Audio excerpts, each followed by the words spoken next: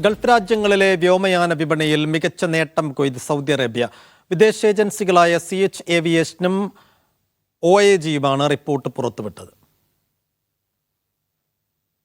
വിമാന കമ്പനികളുടെ സീറ്റ് ശേഷിയിലാണ് 9.9% വർധനവ് രേഖപ്പെടുത്തി ഗൾഫ് രാജ്യങ്ങളിൽ സൗദി ഒന്നാമതെത്തിയത്.